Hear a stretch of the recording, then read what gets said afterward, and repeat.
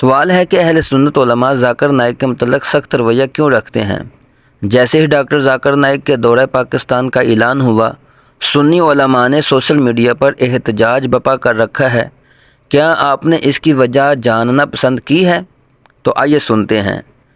کیا کسی سنی عالم نے کہا کہ ذاکر نائک نے ہمارے مسلک کو برا کہا ہے، اس لیے ہم اس کی مخالفت کر رہے ہیں؟ کیا کسی سنی عالم دین نے کہا کہ ذاکر نائک ہندوؤں، سکھوں اور عیسائیوں سے مناظرے کر رہے ہیں، اسی لیے ہم اس کی مخالفت کر رہے ہیں؟ مجھے یہ بتائیے، کیا کسی سنی عالم دین نے کہا کہ ذاکر نائک بدعات و خرافات کے خلاف بات کر رہا ہے، اس لیے ہم اس کی مخالفت کر رہے ہیں؟ کیا کسی سنی عالم نے کہا کہ ذاکر نائک کو تقابل ادیان کے موضوع پر گفتگو نہیں کرنی چاہیے؟ یقیناً، 100% یقیناً کسی بھی سنی عالم کو ذاکر نائک کے علم، اس کے مسلک، اس کے غیر مسلموں سے مناظروں اور ان کو مسلمان کرنے کی تکلیف نہیں ہے۔ سنی علماء کو ذاکر نائک کی اس فکر سے اختلاف ہے جو وہ بغیر قرآن و حدیث کو جانے عام کر رہے ہیں۔ اس کی وہ گفتگو کروڑوں مسلمانوں کے دل چھلنی کر رہی ہے۔ اس نے چند باتیں ایسی کہیں کہ جو قرآن و سنت کے خلاف ہیں۔ مثلاً اس نے کہا کہ اگر عیسائی عیسیٰ علیہ السلام کو اللہ کا جنا ہوا بیٹا کہیں تو کوئی مسئلہ نہیں، جو اللہ کی بات مانے وہ اللہ کا بیٹا ہے۔ تو ذاکر نائک کہتا ہے میں بھی اللہ کا بیٹا ہوں، معاذ اللہ۔ اس نے دوسری بات یہ کہی کہ شری رام کرشنا بھی شاید پیغمبر ہی تھے، بس ان کا ذکر قرآن مجید میں نہیں آیا، اس لیے ان کو میں علیہ السلام نہیں کہتا ہوں۔ اس نے پھر تیسری بات یہ کہی کہ آج کی تاریخ میں بابا لوگوں کو چھوڑو، معاذ اللہ محمد صلی اللہ علیہ وآلہ وسلم سے مانگنا بھی حرام ہے۔ پھر اس سے اگلے جملے میں کہتا ہے کہ آج کی تاریخ میں محمد صلی اللہ علیہ وآلہ وسلم کو ماننا حرام ہے، معاذ اللہ، معاذ اللہ۔ اس کا چوتھا عقیدہ یہ ہے، حضرت امام حسین رضی اللہ تعالیٰ عنہ باغی ہیں اور وہ یزید کو رحمۃ اللہ علیہ کہتا ہے، جو اجماع امت کے خلاف عقیدہ ہے۔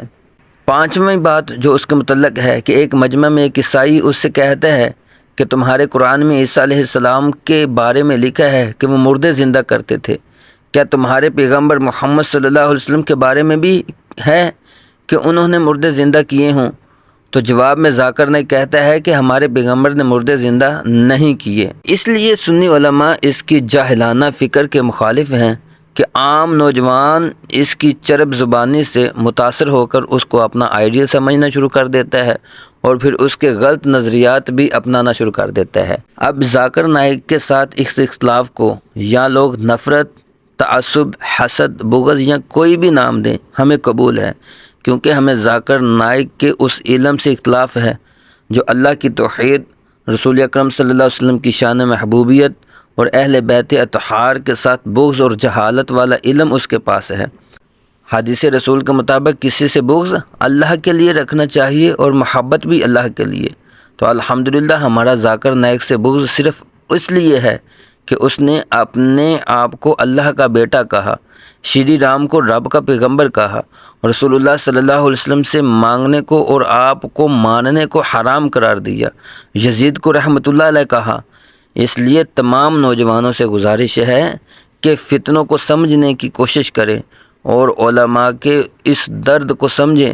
علماء اہل سنت آپ کو در رسول صلی اللہ علیہ وسلم اور در آل رسول صلی اللہ علیہ وآلہ وسلم سے رضی اللہ تعالیٰ عنہم سے وابستہ کر کے در خدا کے ساتھ جوڑے رکھنا چاہتے ہیں۔ اللہ پاک ہمیں ان فتنوں سے بچنے کی توفیق عطا فرمائے، مسلک حق اہل سنت والجماعت کا داعی بنائے اور نبی پاک علیہ السلام کی پکی سچی سچی محبت عطا فرمائے۔ آمین بجاہ النبی الامین صلی اللہ علیہ وآلہ وسلم۔